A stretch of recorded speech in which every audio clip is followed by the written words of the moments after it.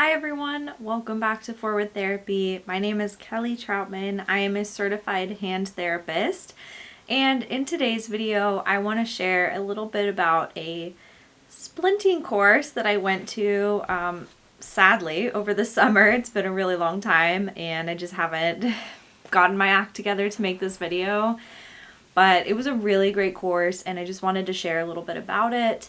Just keep in mind, this video is not sponsored. All opinions are my own. This is not a sponsored course, but I would definitely recommend taking this course if you are able to. If you're a hand therapist or a new grad or somebody that wants to advance your splinting skills, I think it's a great one. So just to tell you a little bit about the course, it was actually a 2-day splinting course offered by Orfit. And Debby Schwartz was the amazing instructor for the course.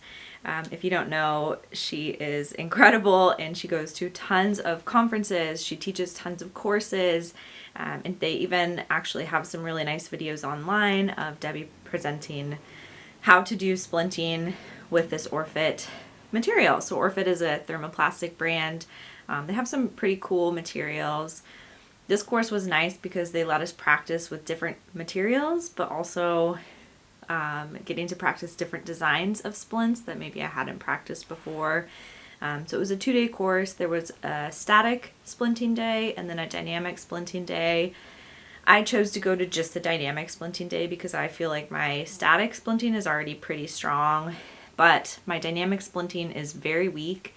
I, as a new grad, worked in a place where we just did not make dynamic splints at all. There was no one to teach me how to do it at that job. And, you know, it's like rare that you come across this opportunity to do dynamic splints. But the current place that I work, we do sometimes make dynamic splints. It's something that the surgeons will ask for from time to time. So I wanted to get better at it and learn how to do some of these dynamic splints. I learned a lot of different tips and tricks that honestly I think were probably my greatest takeaways from the course too. So just learning that when you have a coated material, if you're trying to adhere another material to that coated material, it is not going to stick if you put cold and hot, right? Like if you're melding a hot piece onto a cold splint, it's just going to pop right off, right?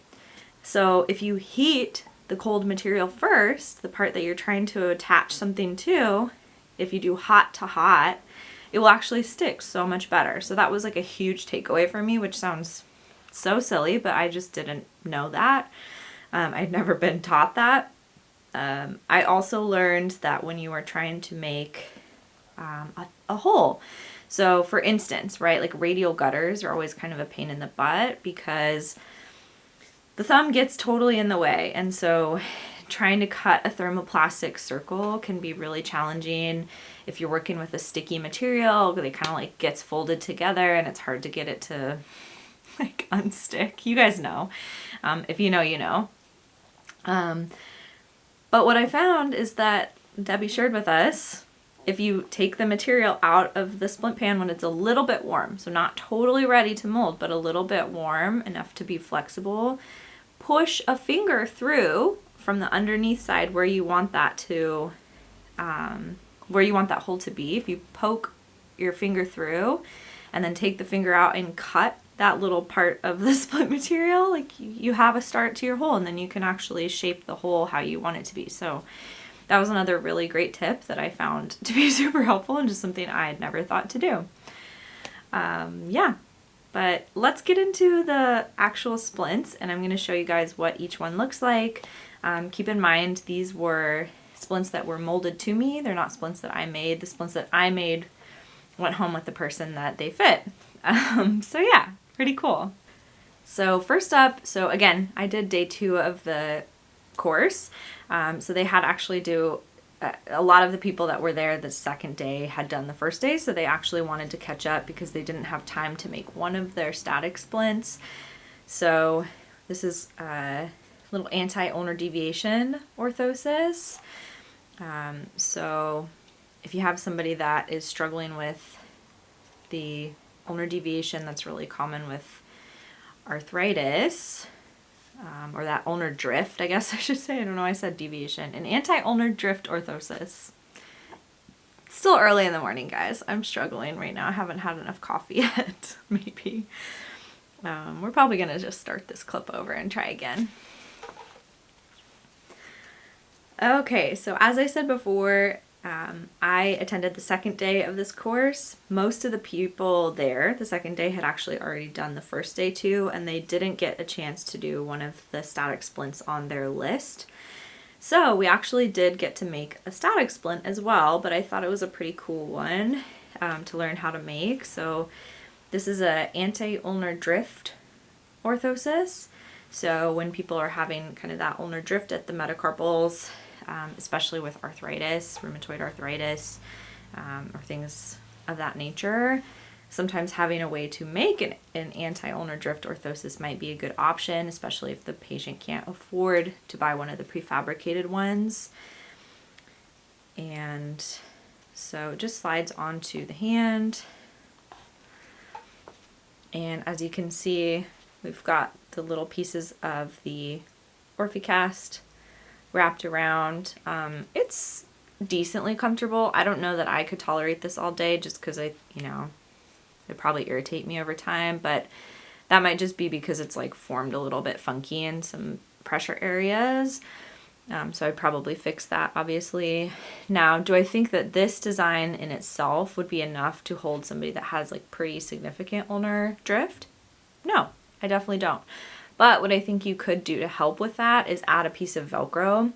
So adhering a piece of Velcro hook and then a piece of Velcro and pulling them in that direction to adhere here. I do think that would help actually a lot with the stability.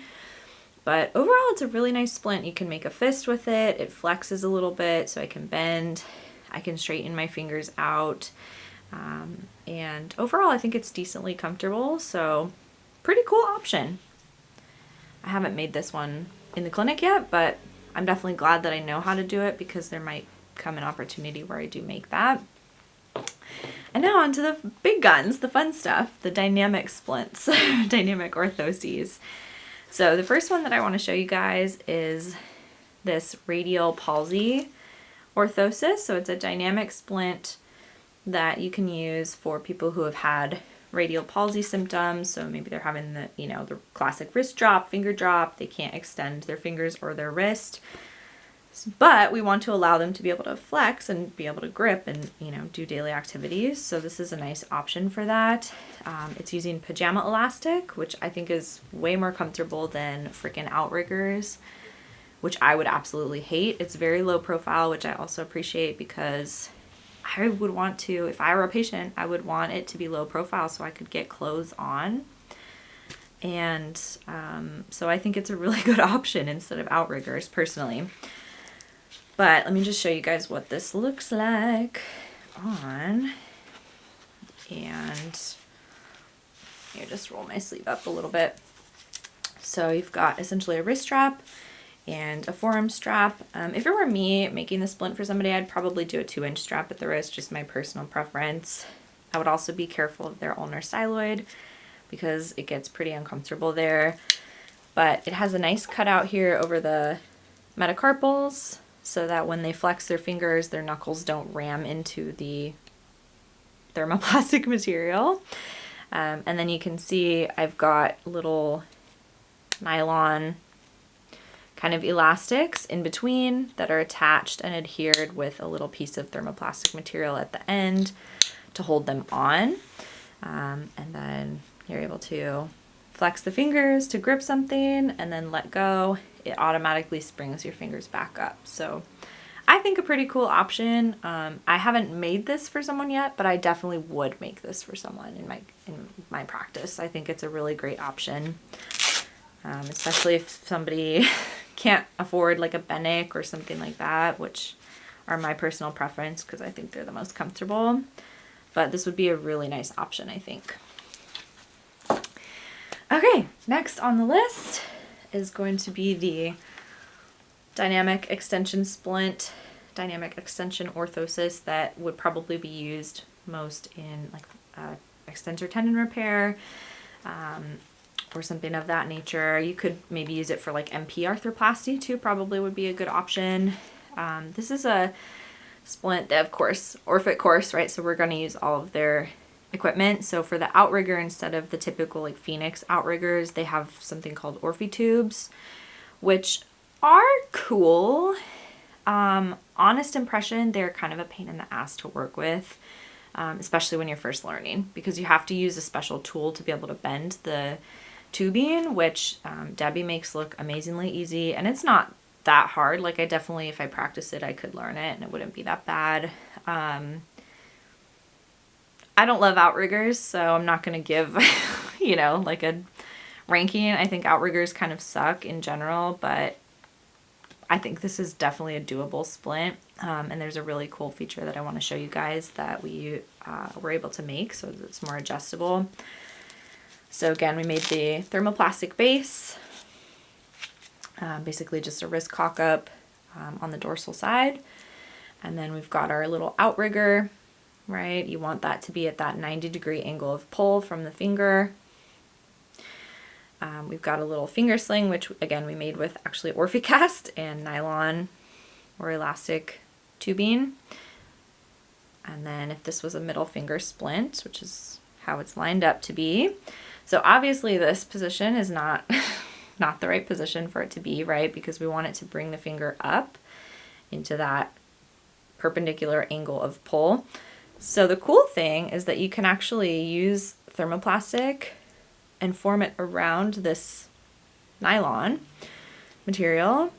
And if you stretch it when you're forming the plastic, when you let go of the cord, it's going to create like a little stopper. So watch this. This is so cool. If you move, you know, if this is obviously, we want to bring this up quite a bit. And then you move the little bead to here. Look at how it catches it. Isn't that so cool? And so now